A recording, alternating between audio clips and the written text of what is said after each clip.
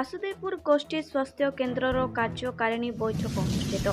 ସ୍ଥାନୀୟ ଗୋଷ୍ଠୀ ସ୍ୱାସ୍ଥ୍ୟ କେନ୍ଦ୍ର ପରିସରର ସଭାଗୃହରେ ବାସୁଦେବପୁର ଗୋଷ୍ଠୀ ସ୍ୱାସ୍ଥ୍ୟ କେନ୍ଦ୍ରର କାର୍ଯ୍ୟକାରିଣୀ ବୈଠକ ଅନୁଷ୍ଠିତ ହୋଇଛି।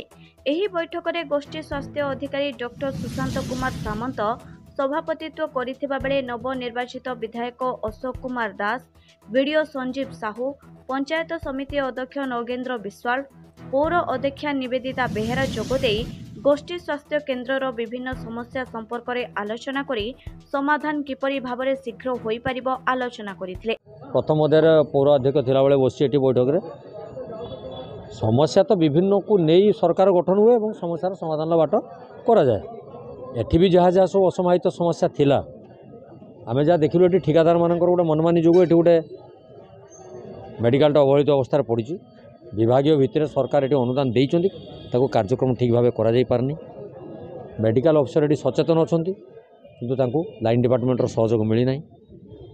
विभिन्न समस्या अच्छी तेणु आज जो समस्ते जनसाधारण ठारू आरंभ करी आमर समस्त अधिकारी वृंद ये उपस्थित रही जो कार्यक्रम उद्बुद्ध कले आम तदारख कर देखिलु। आसंता अगस्ट 15 तारिख सुधा जो जो काम गुड़ा परित्यक्त अवस्था पड़ी ताकू पूरण करा जिवो, संपूर्ण करा जिवो। बाकी जो जो असमाहित कार्यक्रम अच्छी धीरे धीरे समाधान करने समस्ते ये मीटिंग रे आमर माननीय विधायक अशोक कुमार दास उपस्थित थिले, आमर मेडिकल अफसर भी थिले।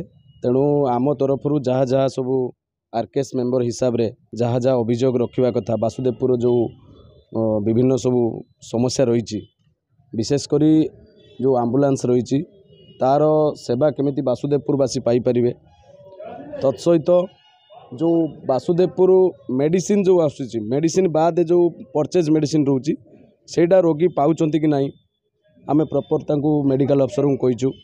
तो विभिन्न समस्या जो रही ये गोटे खाल खोला रही विभिन्न समस्या रही आम समस्त विधायक सहित आम बुली परिदर्शन कलु। समस्त प्रकार सहयोग केमिति रोगी पाई परिवे विधायक महोदय आलोचना कले। आमे मध्य समस्त प्रकार अभियोग रखिलु।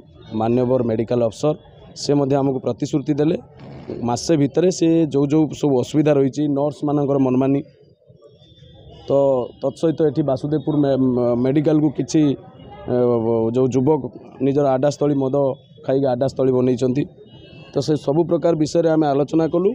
आम आशावादी जे खूब शीघ्र यार समाधान मेडिकल अफसर करेंगे। तेणु ये सब जिनस मीटिंग है। ଏହି ଅବସରରେ ଗୋଷ୍ଠୀ ସ୍ୱାସ୍ଥ୍ୟ କେନ୍ଦ୍ରର କର୍ମଚାରୀ, ବିଦ୍ୟୁତ ବିଭାଗ ଅଧିକାରୀ, ପୌର ପରିଷଦର କର୍ମଚାରୀ, ପଞ୍ଚାୟତ ସମିତିର ବିଭିନ୍ନ ବିଭାଗର କର୍ମକର୍ତ୍ତା, ଗଣମାଧ୍ୟମ ପ୍ରତିନିଧି ଓ ସ୍ଥାନୀୟ ଜନସାଧାରଣମାନେ ଉପସ୍ଥିତ ରହି ବିଭିନ୍ନ ସମସ୍ୟା ସମ୍ପର୍କରେ ଅବଗତ କରିଥିଲେ।